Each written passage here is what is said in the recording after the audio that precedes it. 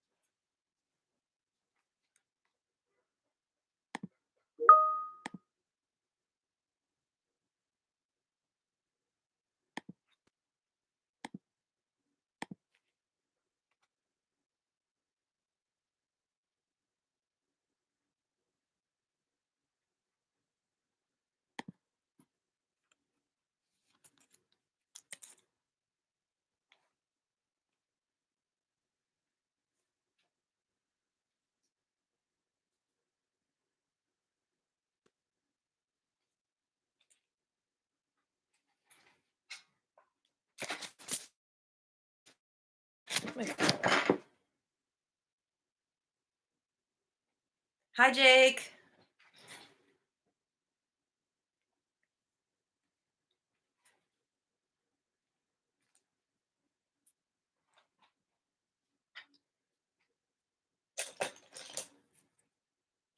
I'm hoping that Chantel can get on.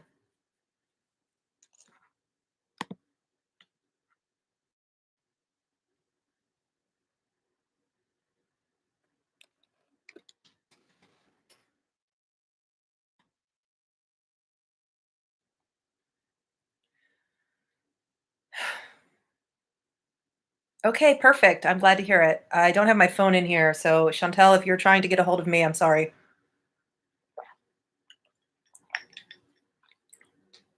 Oh, little Rambo, hello. I'm just going to wait for Chantel to jump on so we can check my lighting, and we'll go ahead and get started. Jake's on, Chantel. Oops.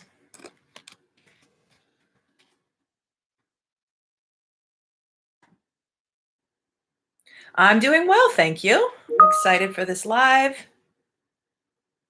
Hi, Jessica. Chantel cannot get on for some reason.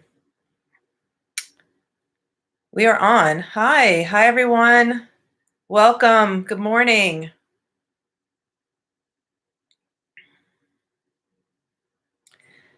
I'm just going to wait a couple more minutes for everyone to join. I hope my lighting looks okay. I've got a lot of stuff happening here in the background. I'm sorry. It seems to work better with my lighting if I keep it natural back here, but maybe next time we'll try a different color or white. Black is really hard in this room. Thank you. I appreciate that. So I want to get started pretty soon because we have a lot to cover today. But I just want to give everyone a few more minutes to jump on because I know we were a little bit late with the link. So let's just see.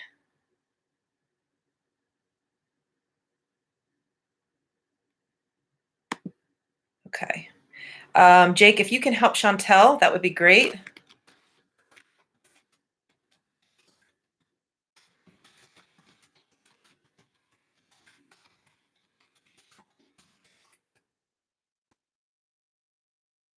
There she is. There's my girl. All right, Chantel, let me know if you think the lighting is okay. I tried to warm it up a little bit.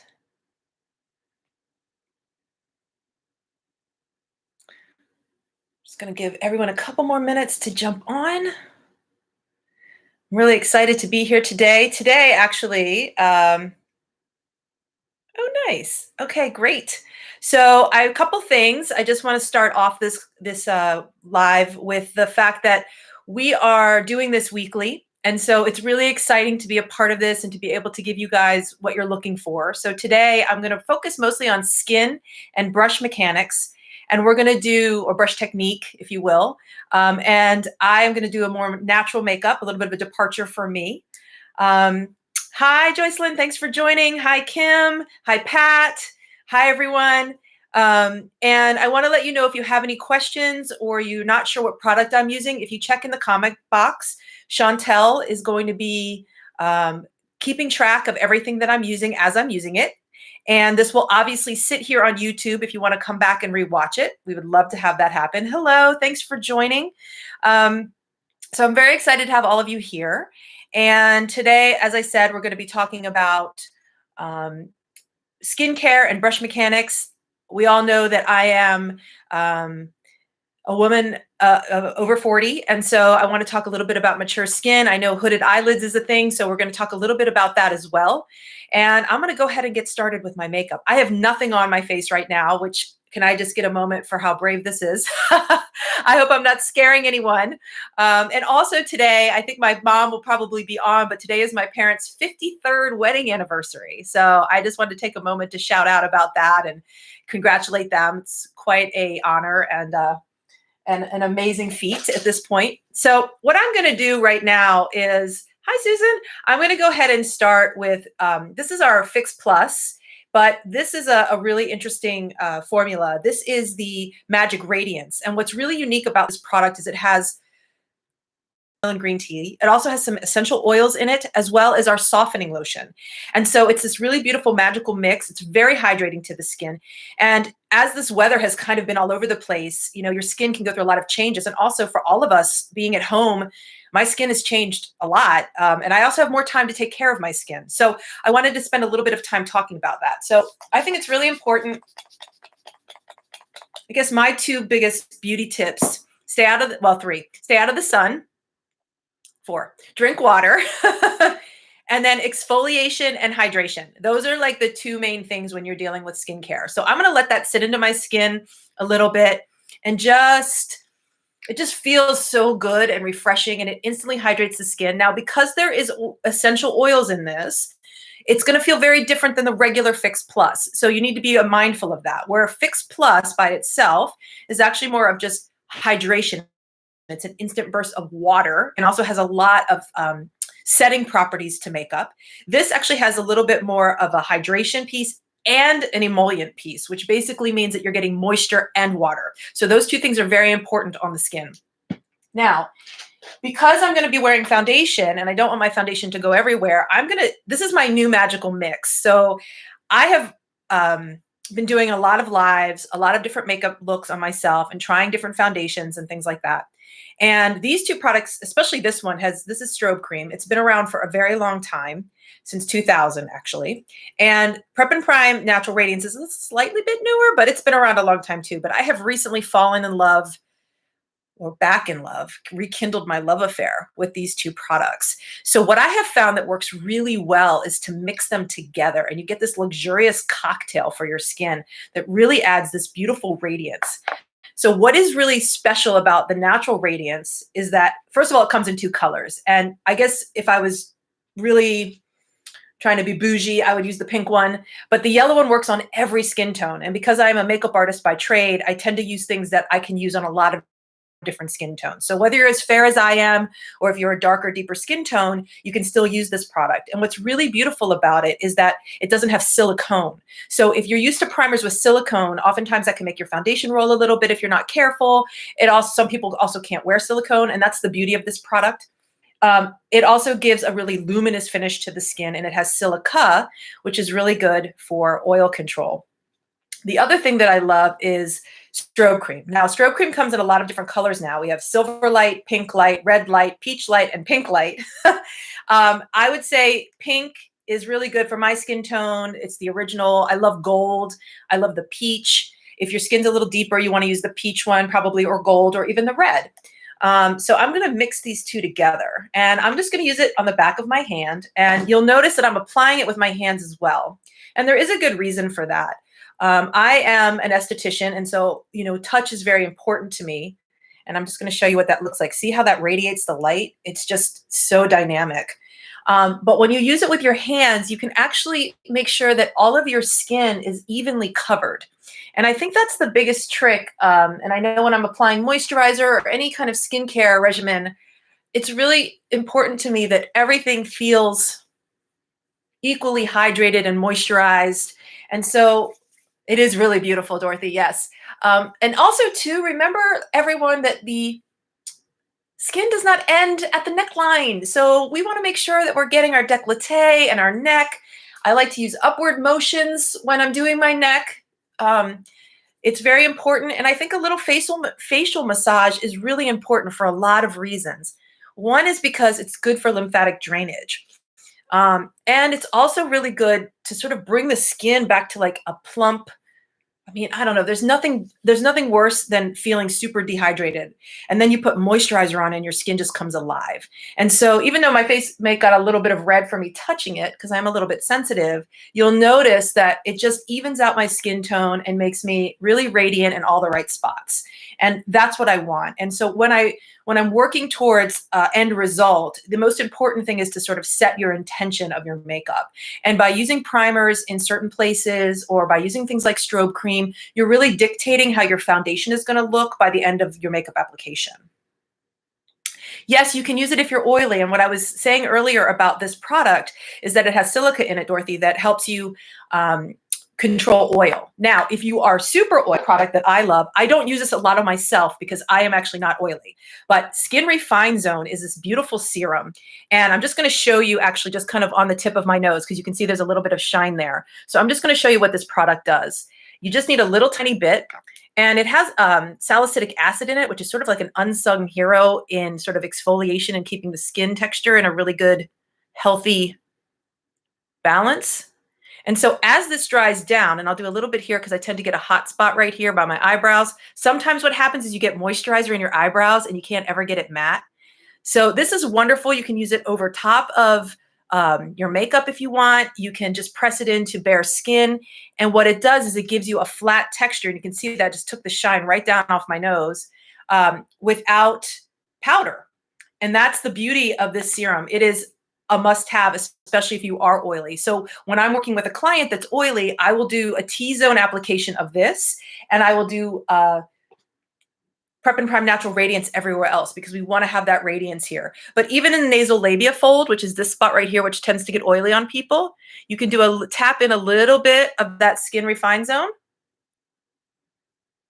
It is just a beautiful product. I mean, I think for us, it's like kind of a cult product for all the people that I work with. It's really magical, and especially if even for men's grooming, if you feel like you're shiny or you want to be a little bit more matte in certain areas, it's beautiful for men because it has no texture. It doesn't feel like you're wearing makeup. It's a really, really great product. So I'm just going to wipe my hand off. I'm actually going to do one other thing too, and I apologize. So for dry skin, as I just said, I'm pretty dry. I'm normal to dry. I love the Fix Plus Natural Radiant. I'm sorry, Fix Plus Magic Radiance because it has moisturizers and humectants in it. And then I also love Strobe Cream and Natural Radiance. And that's what's giving me this beautiful shine on my skin. And it's absolutely beautiful and hydrating. It has vitamin E, vitamin C for your free radicals. It's a pretty amazing product. It also has, the other thing that's really cool about it is it has these illuminating pearl pigments in it. And what they do is they reflect light. So you can see that it just where the skin bounces or where there's high planes of my face, you can see that I got a good shine. But in the places where I put that skin refine zone, like in the nasal labia fold here, the corner of my nose, and a little bit here on my eyebrow and on the tip of my nose, it's much flatter. Okay. So we're going to go ahead and get into some foundation. So I'm going to do a little bit of a departure today. I tend to use a lot of concealer as foundation, but today, because we're talking about a little bit more mature skin, I thought it would be really great to talk about our Pro Longwear Nourishing product. Now, Pro Longwear Nourishing is a beautiful foundation. It has an SPF, and it also is got a 24-hour wear claim. Now, I never recommend wearing foundation for 24 hours. I think removing your makeup at the end of the day is very important in your skincare regime. However, what's really beautiful about it is the wearability. And as we've sort of moved into this new normal of potentially having to wear masks in our public life, and also, as a mature person, I don't want to put a lot of powder on my skin. So this is a great way to be able to get that coverage that's long wearing and also gives you a flawless finish that's not going to come off or rub off on your clothes or on a mask and those kinds of things. So I'm going to use just a little bit of this, and I'm going to use one of my favorite brushes, the 170 brush. Now, we are going to talk about brush mechanics today too. So what's really beautiful about this brush is it is a man-made bristle. It's domed. I don't know. I'm going to get kind of close to the camera so you all can see. It's really luxurious feeling. All the bristles are sort of extruded, and so they all are really soft on the skin, and because it's domed, it sort of hits and hugs all the contours of the face. So I'm going to come really close under my eye, a little bit onto my eyelid as well, starting in the center of the face. And that's also kind of important because most of us need the most coverage. So Jessica, just so you know, Chantel is going to be writing in the comments everything I'm using. This is called Pro Longwear Nourishing Foundation. The brush number is 170. And so I'm just starting in the center of my face. And you can see how the coverage, now the thing that's so beautiful about this foundation and why I love it so much is because you can get like a full coverage with it. Like literally you could cover any blemish, any hyperpigmentation, any chloasma, anything like that. Out. And so that beauty of getting a heavier coverage foundation. Ooh. All right. I look like I froze for a coverage foundation. Ooh. All right. I look like I froze for a second. I'm sorry. I stopped talking because I got an alert that I had a weak connection. So I'm just going in again. This is Pro Longwear Nourishing, the 170 brush. I haven't changed anything. And as you can see, I'm going to get a little bit closer here. Take a little bit over my lips. Sometimes I have a lot of color in my lips naturally, and I can find it to be a little bit distracting. So I'm just going to go over my lips a little bit. And I'm going to take this down onto my neck. Again, we're getting into these like changes in weather. I did not go into the sun a lot when I was young. I was kind of a vampire, but I do have hyperpigmentation on my chest. I was not really good about wearing sunscreen on my chest and shoulders when I was a kid. And so that's where a lot of my sun damage has sort of evolved and shown up now as I've gotten older. And so it's weird when your face is perfect and then your chest has some discoloration. So I'm going to just take whatever's left on my brush and come down on my neck and onto my décolleté a little bit. Because remember, we talked about this earlier, that the skin does not end at the jawline, ladies and gentlemen. All right. So how does this look? Does this look even and natural? I'm going to wait for a comment. See if I need to add a little more. Okay. This comes in a lot of different colors. Again, it's great for all skin types, but it does work really well on a drier skin because it is quite nourishing. And so for a long wearing product, oftentimes we think, thank you. Thanks everyone. We often think that long wearing products are for oily skin, but dry skin needs long wearing products too, because I don't want to put powder. So self-setting is, I look touch pale. Well, that's okay. If I look at touch pale, we're going to add contour and things like that. So it will also warm up a little bit. So I had two shades that I was kind of going back and forth. I think I get what you're saying, Kim, about using light coverage for every day. You can, let me tell you something. If you put a little tiny bit of this natural radiance into a little hack, if you put it into your long wearing makeup, it's going to sheer it out and make it a little bit more like a tinted moisturizer, and you're still going to get that wearability. So there are ways to manipulate foundation. Obviously, not everybody wants to do that. Some people want whatever they want to put on, they want it straight out of the bottle. Totally fair. As a makeup artist, I tend to do a lot of hacks. So, all right. So what I'm going to do now, if I still look a little bit pale, I'm going to go in with some contour. This product sets up pretty quickly. Yeah, so this particular product is a long wearing 24-hour wear. So once it sets, it's pretty transfer resistant. I'm not going to make you any false promises that if you rubbed on it or if it sat there all day, that it wouldn't transfer. But if to the touch, it's pretty stable. So it's, I don't think anything is totally foolproof unless it has an alcohol setting spray on it. That's really the only way to super seal something. But I think that it is really tenacious, if you will. So this product, I use this thing all the time. And as we get into sort of the brush mechanics of things and placement, etc., I use this palette in every makeup that I do. So this palette comes in two different colors. This is the light to medium, and then it also has a medium to dark. And this is our Studio Sculpt and Shape palette. And you'll see when I open it, and Studio Sculpt and Shape palette, and you'll see when I open it, and I apologize, I need one of these. I love this color apparently, but I really try to dip into all three of these. And the brush that I'm using for this application is called the 168 brush. Yes, I am an NC15, NW20, somewhere in there. And at MAC, NC is cooler toned, so more olive or golden, and NW is a bit more pinky peach. So what I used, and I'm sorry, I have my contacts in, but I still can't read with my contacts. So I have on ND that I was using, and then I also have NC17. And so those were the two that I was mixing together. All right, sorry, I'm kind of jumping all over the place, but I pulled my hair back so you can see what I'm talking about, because this gives us a really good division of when your hair is down versus when your hair is pulled back. And obviously when your hair is down, your hair will create a natural shadow that sort of lives on your face. So you probably need less contour than you would when your hair is pulled back. But I really wanted you to be able to see the application. So this is the 168 brush, okay? And as you can see, it's got a little bit of a slant to it. And the reason why it's gold handled is this was a specialty packaging that we did, but it's the same brush in the black handle as well. And you'll notice when you come into your ear here, this is the tragus of the ear.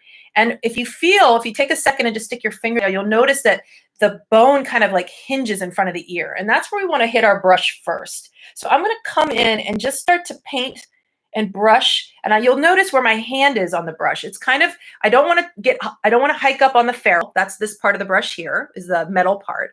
I'm going to pull back a little bit into the wood part of the handle, and I'm going to use my wrist a bit more than my hand. And I'm going to use my wrist to move the brush back and forth to hug the bottom part of my cheekbone. Now, for me, because I want this to be, I like a lot of shape happening on my cheekbones. I don't have protruding cheekbones, but as you can see, adding that has changed the shape of my face, right? So now I'm starting to I'm building dimension. I was very flat because I was all one color. And that's what happens sometimes when you do foundation, especially when you're a more mature skin. You put the foundation on and suddenly you're like, if you need more coverage, you have hyperpigmentation, or you like to have a little bit more, opacity to your makeup, you look all one color. It makes you look really flat and really pale. So I'm going back in and adding some dimension. And that's what contour really does. It just starts to bring volume back into the shape of your face. And sorry, I just dropped my brush. So I really so that's a great question, Maria. Sorry, Marla, I apologize. I don't have my glasses on. So a good rule of thumb, this is not steadfast for everyone, but a good rule of thumb is to take your 2 fingers to the corner of your mouth. And that's about where you want it to stop. Okay, that's just a good guideline. Because when you start to go too far into the face or get too close to the nose, it creates a whole myriad it sort of alters the face in a weird way. Some people like to do this. My bone structure doesn't work for that face. So I find it better I either smile or I just turn and look at the light and I can feel that bone. At the beginning of this, when I was applying my moisturizer, I use my hands. And one of the reasons I do that, even when I'm working with clients, is because I want to feel the bones under the canvas. I want to intensify the bones that are already there. So I'm going to go back in now, pick up a little more product, and I'm going to do the same thing on this side. Again, and this is the other thing about using a brush or any application, is wherever your brush hits first is where that color is going to be the most intense. And so you have to think about that a little bit. I am not a believer in hard, fast rules, but it is very important that you have a little bit of direction about what you're doing. So again, my hair is going to cover that intensity here, and I'm just going to come in. And I apologize that sometimes I'm looking at myself. I'm using my computer as my mirror, and I'm sure, disorienting for you all. But I'm just using the brush, and you can turn the brush any way you want. You can use the tip of it. I like to use the full sort of expression of the brush. So I would go into my face like this. Okay, so perpendicular almost. And because that to me hugs my bone the best. But if your bone is more protruding, you might want to flip the brush so that the long end is on the bottom and then it's hugging your cheekbone too. So it sort of just depends on your shape, but there you go. So now I have a little bit of contour. Now I can also take whatever's left on the brush. I've had a lot of snacks over the quarantine, so I'm going to just carve out my jawline a little bit and pull that color down. And the other thing I want to do is just contour the crease of my eye a little bit. So whatever's left on the brush, and I just washed my brushes yesterday so that they would be nice and clean for you all today. But I'm just hitting my brow bone as well. And you can see that starts to give me my color and my shape back. Now, if I have a very small forehead, I have a 3 head actually. So if I came into here, what would happen is it would close my forehead even more. So I like to keep that kind of open here for me. I need a little bit more space to balance out the proportion of my face. Okay. And this is not a bronzer. This is actually, bronzers tend to be warmer. This has a little bit of a cooler tone. It's a more natural looking shadow. And that's what I'm trying to create here, is a shadow. I'm not trying to necessarily warm up my skin or make myself look sun-kissed. That's a totally different class. So I hope that this is understandable and I'm using proper English and easy steps here. But again, look at where my hand is on my brush. It's pulled back a little bit and I'm really, okay, cool. So a bit of contour. I'm going to go in and start doing some stuff on my eyes. All right. So I'm going to use a really beautiful palette. And if you're someone who's looking for a more natural kind of makeup, this is the MAC Art Library palette, and this is Nude Model. And I'm just going to show you these colors really close up. This is such a beautiful palette for so many reasons. It's got just an unbelievable array of colors that work on all skin tones. So you can play around with this and change things out and use different shades in different places. I think what I'm going to do when I'm looking at this as a more natural look for me, and also just as something easy to apply, I'm going to start here with this color, which is actually called Nude Model. And then I don't know all the names of these colors, but I'm going to use this sort of mauve-y tone. And then I'm probably going to use one of these two for my eyebrows. So I'm going to show you, and then probably one of these for highlighting. Oh, and you can see me. This is sort of weird. Hi. All right. Before we start that, I'm going to go in with a little bit of 24-hour eye base. This is my best friend for locking in color. And one of the things I've been asked a lot is about hooded eyelids. My eyelids are not totally hooded, but I do have a very, very prominent brow bone. So I find that I need to use a primer to lock in color. And when you have a hooded eyelid or you're challenged with your brow bone, using a primer is paramount. Important that you have something that holds that eyeshadow into place. And I'm truly a believer that sheer light layers work way better than globbing on a heavy load of one application. So while all I'm doing is using my ring finger and I'm going back and forth under my eye, because a lot of us have that problem where we find that our underneath kind of moves a little bit during the day. I wear glasses generally, so I need something that really holds my makeup. And the other thing I'm going to do here, even though I already put a little bit of color in my crease, is I'm taking that base all the way up to my eyebrow. I want this entire canvas from my lashes to my brow to be gessoed, or if you will, or primed. So the 24-hour eye base is really going to do that. Oh, I froze? Okay. So when you have a hooded eyelid, it's really paramount that you have a primer on your eyelid. It's so important because that holds that product in place and keeps it from transferring all over the place. And also I like to use it under my eye as well because I wear glasses, and I find that a lot of women, one of their biggest complaints is they feel like everything under their eye tends to migrate. This will keep it from doing that. Thank you. Oh, a curly girl. I'm a curly girl too. I just straightened my hair, but you can see as I'm getting hot from working, my hair is curling. All right. So now what I'm going to do, I want to press color on. So when you think about your brush choice, pressing is going to require a brush that's a bit stiffer. Okay. And actually what I'm getting ahead of myself. I want to test my lash line a little bit. So I'm going to use a color called Teddy Eye Coal. You don't have to do this step. You could leave this step out, but I like to have intensity by my lash line. And again, if you have a hooded eyelid, intensity by the lash line is really important. Honestly, you only need to let it sit for like 10 seconds. It dries pretty quickly. So I find that it's a pretty easy product to work with. Just less is more. That's the biggest thing, is just making sure you're not globbing a ton of it on, because it's a very intense product. So again, it's the 24-hour base. Yes, Teddy is everything. So I'm going to come in just to my root of my lash. And I don't want a lot of this. I'm trying to, like, I have really blonde eyelashes because, believe it or not, I'm pretty much a blonde naturally. So I'm going to come in and just intensify right by my eyelash line. And I did this in my last video with Smolder. But I want you to see the difference when you do something that's like a warm, beautiful brown. And Teddy is it's just a gorgeous color. It's very wearable for a lot of different people. And now what I'm going to do is I'm picking up my 239 brush, and you'll notice that this brush is very flat and kind of small, and it has a tapered end. And the reason why I'm using that is because I want a pressing motion, and I really want to get into the detail here. So I find that this brush, for many people, even if you have a smaller eyelid or a larger eyelid, this is a really good size and a really good brush for more precision and more intensity work. So sometimes what I'll do is I'll turn the brush upside down. And again, you'll notice my hand placement is a little farther back on the brush, right? And you want to come in and I also too, good trick in the mirror is to put your mirror here and look down into it. I don't know if you guys can see that, but you look down into it and then you can see your eyelid. Okay, so I'm going to flip the brush now and just sort of work that excess Teddy just onto my lid, just a little bit.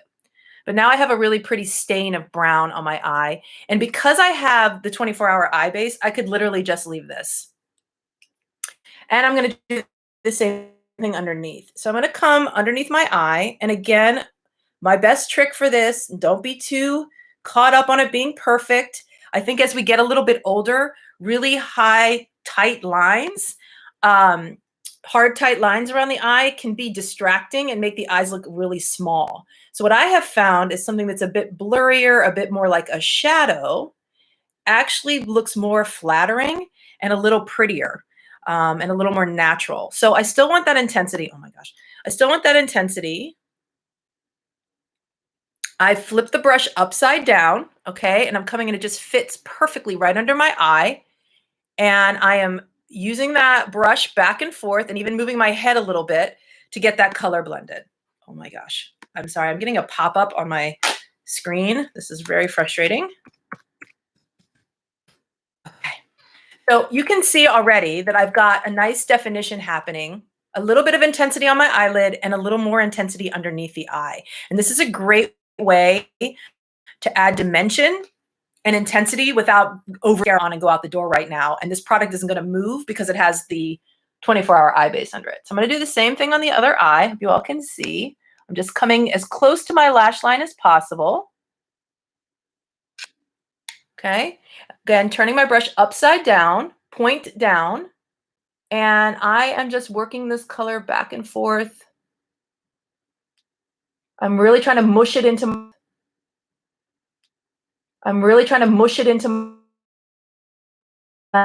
so lash line, almost like an invisible eyeliner in my root of my lash. I'm going to blend the color out so it doesn't look harsh. And then I'm going to do the same thing underneath my eye. And I'm just holding my mirror up, looking straight into the mirror and using my pencil to just intensify. Oh, thank you so much. I do not have little children. I have little kitties. All right, so I am just going to come in and work this color out. And there, so already, like, I find that that heaviness under the eye is really pretty. It doesn't mean it has to be like Tom Brady heavy, like you're not putting, quarterback slices under your eye, but it's just that intensity by the bottom lash line. And when I look straight ahead, it just really brings out the color of my eye as well. And that's a whole nother class about color theory, but Teddy is such a beautiful warm brown that it really is flattering on lots of different eye colors. So, all right. So now that it really is flattering on lots of different eye colors. So, all right. So now we're going to go into my palette. I'm going to use the same brush. All right. We want brushes that have multiple uses. So I'm going to dip in the model. And you'll see that my brush is loaded and I've really used the entire surface area of the brush. And that's also important. A lot of people come in and they like kind of stab their eye. We don't want to do that. We don't want any stabbing. We want to press. So I'm holding the brush flush to my eye and I'm pressing the color on. And I am just using my natural shape of my eye to really guide me through the application process.